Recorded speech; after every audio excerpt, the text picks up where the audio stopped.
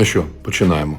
Можу припустити, що ви останнім часом думали переважно про успішні удари добрих дронів по Криму, тішились, про спеку, яка підкралася з узбережжя Іспанії до України, зітхали, читали, що разом з цим насуваються ще й повідомлення від ДТЕК про графіки відключення світла, засмучувались, дивилися, як горить НПЗ у Москві і на болотах ниють через відсутність бензину, знову раділи. А потім побачили новину. НАБУ оголосило підозру нардепу Миколі Тищенку за кришування кол-центрів і відмивання грошей. І ви такі: ні, ну прикольно, але таке ж було вже. Скільки в нього тих підозр-то? Ти гля, які баловані! Вас після підозри Єрмаку взагалі нічим не здивувати. Агов! Так, раз, два, три. Тут же і $1 мільйон хабара, за який, за версією слідства, Тищенко обіцяв чіпати одні кол-центри і не чіпати інші. І легалізація понад 12,5 мільйонів гривень, які йому вже після офіційного розлучення просто так, типу, подарувала колишня 15 лютого 24 року. Романтичний підгон до Дня закоханих. Ну, трошечки із запізненням. Коротше, ми в редакції пройти повз не змогли. Тож вітання, я Світлана, ви дивитеся Bihus.info. Сьогодні відео буде і про цю свіжу підозру Тищенко, і про таку собі ретроспективу мутації Тищенка за ці 2 роки, які минули після попередньої підозри. А за цей час, як виявилося, і майна у його рідні сильно додалося. Тищенко встиг і з-під арешту вийти, і до Ради повернутися, і з бабусями на Святошино пообійматися. І допомагаю нашим бабулясикам. І кулінарний блог запустити. Ось заговоренний кабачок, і їм треба виколочувати будь-яку цю маячню. Коротше, всідайтеся. Зараз буде розпаковка. Ну, це для вас розпаковка, а для Миколи, сподіваюсь, скоро буде запаковка. Якщо теж цього чекаєте, поставте вподобайку цьому відео. Вам не складно, а для просування наших відео це дуже допомагає. Ну і принагідно дякуємо усім, хто підтримує роботу нашої редакції, долучається до нашої спільноти. Ті, хто вже оформив платну підписку на наш канал, є в нашому секрет-чаті патронів. Там ми вже обговорили і підозру Тищенко, і ще багато іншого. Посилання, як долучитися, під цим відео. А ще цієї неділі у нас буде закритий захід-івент для спільноти. Ну, що там буде, ви, звісно, дізнаєтеся, якщо перейдете за посиланням, долучитеся до спільноти і булькнете в наш секрет-чат. Угу. Раджу вам всім, беріть приклад і робіть те ж саме.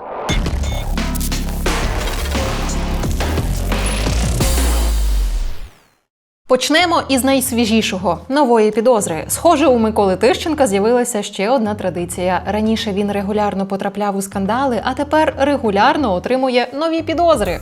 За версією слідства, ще у 23-му році Тищенко влаштував власну компанію боротьби з кол-центрами. Така в мене стратегія, а в бізнесі я розумію. Якщо ви вже забули, звідки взагалі в цій історії взялися кол-центри, то зараз буде флешбек. Літо 2023-го. Микола Тищенко раптом відкриває в собі новий талант. Не ресторатора, не народного депутата, а мисливця на кол-центри. Він їздить країною з групою кремезних хлопців, влаштовує гучні рейди, записує пафосні відео і розповідає, що викриває шахрайські офіси. Виглядало це приблизно так, ніби депутат вирішив пограти в спецпризначенця, але без зайвих формальностей на кшталт повноважень. Так тривало якийсь час, аж раптом історія зробила кульбіт. Саме під прикриттям цієї гучної боротьби, як тепер стверджують НАБУ та САП, Тищенко нібито попросив понад $1 мільйон у людини, яку вважав причетною до роботи кол-центрів. Логіка, якщо вірити слідству, була проста. Заплати, і одні кол-центри ми більше не чіпаємо, а іншим, навпаки, можемо створити проблеми. Тобто боротьба з шахрайством, за версією Тищенка, виявилася сервісом із гнучкими тарифами за версією антикорупційників. Щоправда, грошей, як кажуть правоохоронці, депутат так і не отримав. Але це лише перший епізод. Другий не менш стратегічний. Щоб його пояснити, треба відмотати назад події дворічної давнини. З початку повномасштабного вторгнення посадовці мали законне право не декларуватися задля безпеки. Декларування було суто добровільним. І що робилося весь цей час із доходами посадовців, народних депутатів, широкому загалу було невідомо. Так тривало аж до осені 23-го року, коли Рада відновила обов'язкове декларування посадовців, встановила законні терміни, протягом яких усі вони мали це зробити. Якраз протягом цього терміну в медіа несподівано пронеслася новина. Микола Тищенко підтвердив розлучення з Аллою Барановською. Тоді всі гадали, чи пов'язане розірвання шлюбу зі спробою приховати свої доходи перед оформленням декларації. Згодом закрадалося ще більше сумнівів. Фіктивне розлучення Тищенко та Барановська разом гуляли в Ужгороді. Як ліванутися від прогулянки з колишньою, яка після розлучення подарувала понад 12,5 мільйонів гривень до Дня закоханих? Так, раптом ви вже забули, саме таку суму Тищенко задекларував у першій декларації після воскресіння сайту НАЗК як подарунок. Це було у лютому 24-го, і тоді ніби як усі розуміли, що... знаєте, було якось важко повірити, що це просто дуже щедре завершення стосунків, бо зазвичай люди після розлучення ділять квартиру, машину, кота, а не виписують колишньому подарунок на майже 13 мільйонів. І ось за 2 роки слідство каже, ніякого подарунку взагалі не було. Був договір, фіктивний, а от грошей ніхто нікому не дарував. Це кульбіт був лише заради того, аби дохід хоч якось на декларацію натягнути. Ба більше, слідство вважає, що колишня дружина навіть не мала законних доходів, щоб комусь дарувати такі суми. Тобто тепер це вже офіційно перестало бути мемом про найдорожчу Валентинку в історії української політики. Тепер це вже корупційний епізод. Сам Тищенко, звісно, з підозрою категорично не погоджується. Каже, що оця от підозра взагалі не про нього, а, цитую, «це є очевидним тиском на парламент, а не лише на мене особисто». Мовляв, НАБУ спеціально оголосило підозри одразу кільком народним депутатам в один день, саме напередодні голосування за законопроєкти, які мають розширити повноваження НАБУ та САП. Тож, на думку Тищенка, підозра – це демонстрація депутатам. Мовляв, дивіться, що буде, якщо голосуватимете неправильно. І саме Тищенка для цієї зухвалої атаки обрали тому, що він медійний, так би мовити, показова прочуханка для всього парламенту. Як на мене, це демонстрація депутатам дещо іншого. Дивіться, що буває, коли ви плутаєте депутатський мандат із універсальним абонементом на вирішення будь-яких питань. Щодо самої історії з кол-центрами, то Тищенко наполягає. Його звинувачують люди, пов'язані з міжнародним наркосиндикатом «Хімпром», який мав в Україні розгалуджену мережу кол-центрів, у тому числі для збуту наркотичних засобів через мережу Ю-420. Чорт, ми закрили мережу Ю-420 і тепер Миколі нема з чим боротися. Яка нахабність! Справу проти мене відкрито з подачі картелю. І вона ґрунтується на неправдивих показах одного із учасників. Союзник НАБУ має в Україні розгалужену мережу кол-центрів, у тому числі для збуту наркотичних засобів через мережу Ю-420. Саме з цією діяльністю я боровся. Думаєте, наркокартель працює з НАБУ для боротьби з корупцією? Ні. Вони мстять мені за боротьбу з їхньою злочинністю. Я проти корупції, але також проти узурпації влади та порушення Конституції. Тоді відпусти кабачок.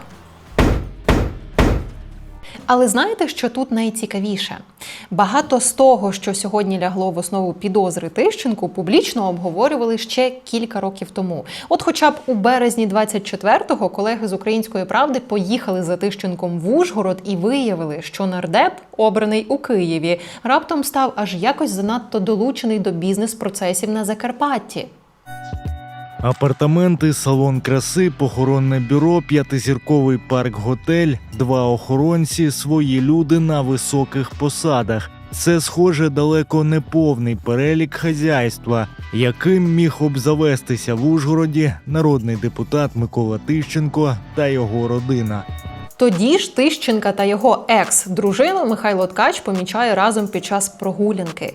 Ба більше, виявляється, що нардеп поселився в одному з найдорожчих житлових комплексів Ужгорода, в тому самому, де живе й колишня Алла Барановська разом із сином. Додайте сюди ще й той самий подарунок у декларації на 12,6 мільйона гривень і, здається, надто багато збігів для однієї сімейної драми. Власне, нині НАБУ фактично каже «не здається». Але нинішня підозра – це далеко не перший раз, коли прізвище Тищенка опиняється в заголовках новин. Ви це все знаєте, але я впевнена, ваш мозок перенасичений іншими подіями, тому давайте я вам коротко нагадаю. Перший публічний політичний скандал навколо Тищенка стався як наслідок плідної роботи вашої улюбленої редакції. Це було ще в ковід. Пам'ятаєте той період? Нам тоді здавалося, що це от складні часи, і ми помремо. Да. Тоді, під час локдауну у 2020 році, коли всім все заборонили, мої колеги з'ясували, що ресторан «Велюр» Тищенка працював попри карантин. Не для простих смертних, звісно, а для віп-гостей. Нардепи, екс-чиновники, юристи, бізнесмени, які продовжують приходити в ресторан Тищенка. Сам Тищенко тоді пояснив, що це ніякий не ресторан, це штаб. Мовляв, він там проводить робочі зустрічі. Поліція тоді склала на працівників «Велюру» адмінпротокол. Ну і все. Далі знову мої колеги знайшли і київський ошатний будиночок, який постійно був присутнім в соцмережах Тищенка, але категорично не з'являвся в його декларації.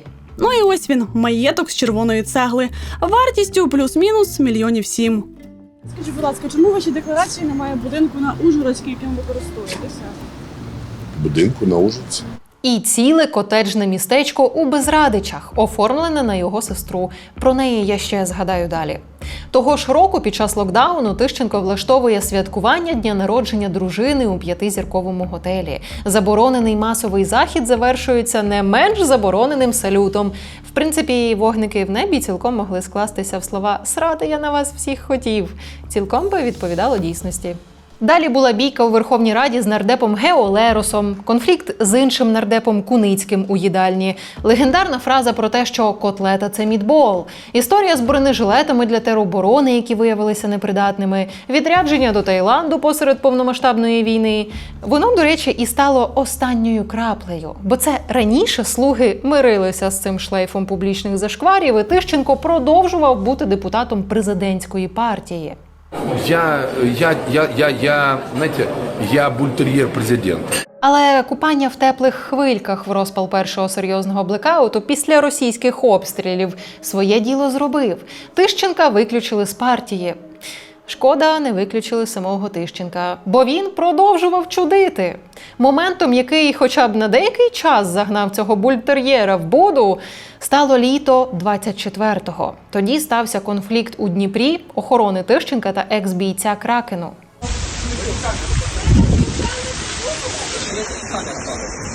Переповідати ті події не буду, певно, ви добре пам'ятаєте те відео. Тоді Тищенко отримав підозру у справі про напад на екс-військового. Навіть побув під домашнім арештом. Оце був якраз той самий режим тиші. Бо Тищенко, схоже, сидів вдома. Згодом нардеп повернувся до Верховної Ради, зайнявся бабусями. Аж от нова підозра. Тож питання лише одне. Скільки ще українська політика здатна витримувати Миколу Тищенка? Ну а поки це питання стає все менш риторичним, я хочу нагадати про майнову історію нардепа і його рідні. Ну бо там і раніше все було цікаво, і зараз все дуже кабачково.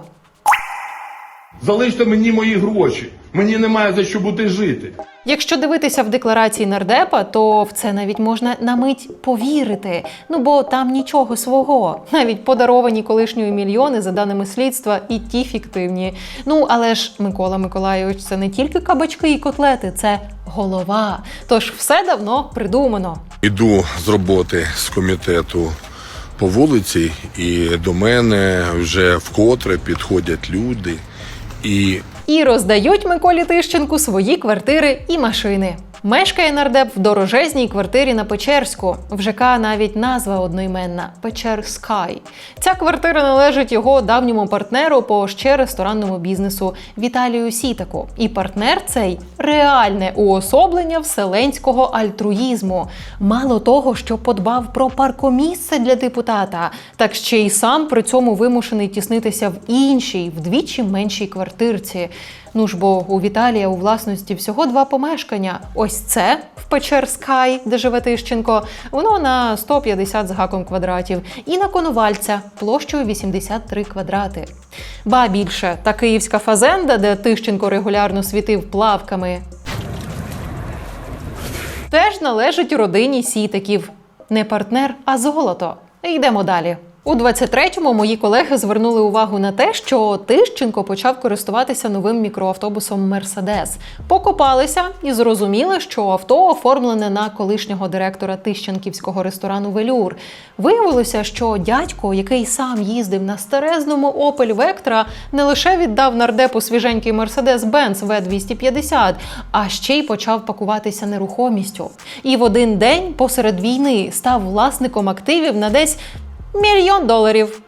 Ми, звісно, тоді маякнули на ЗК.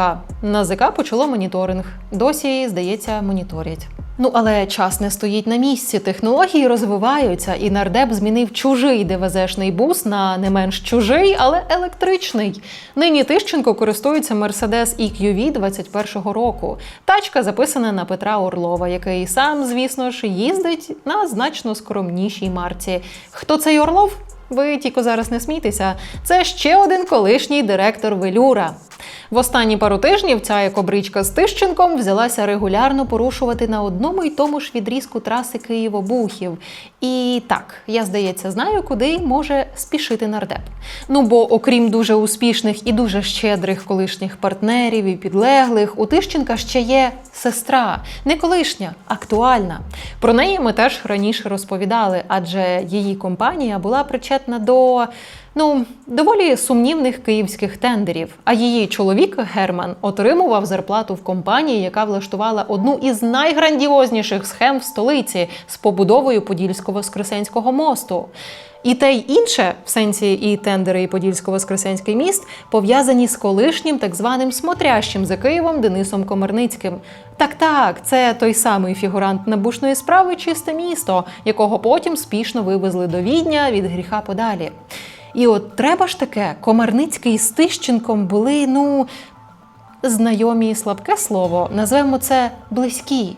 Близькі настільки, що, за словами мера Києва Віталія Кличка, разом приходили до нього колись стерти про коаліцію в Київраді. І дуже близькі для того, щоб у виборчий список «Слуги народу» на київських виборах 2020 року, яким і опікувався Тищенко, пролізло одразу декілька людей Комарницького. Бачите, без Миколи і тут не обійшлося. Так ось, я відволіклася від траси Київ-Обухів, де так часто порушує авто Тищенка. Ні, це ж юридично некоректно. Авто з Тищенком. Саме там, в Безрадичах, сестра нардепа раніше почала будівництво невеличкого котеджного містечка, яке, вочевидь, вже готове. Якщо вірити Держреєстру, то Юлія Тищенко нині є власницею аж 2 чималих будинків там, плюс ще одного в сусідніх Лісниках.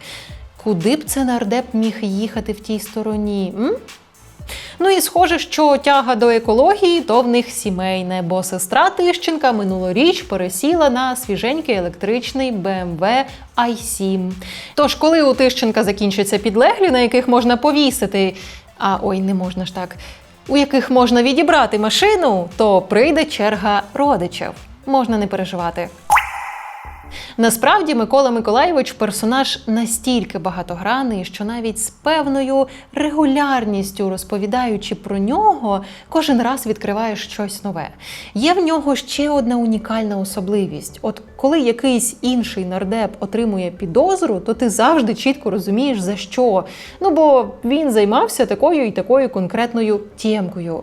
З Тищенком так не працює, бо він чим тільки не займався. І ліси на Закарпатті рятував, і з кол-центрами боровся, і вибори в Києві проводив, і мером бути збирався, і порядок в Ужгороді іменем президента наводив, і благодійні вечори по світу проводив, і бабусь обіймав.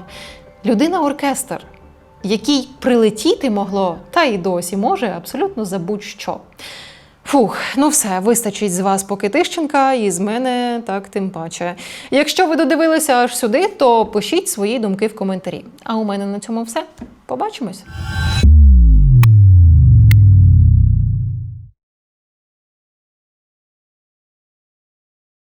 За кабачок, звісно, він мусить відповісти, то так і не робиться.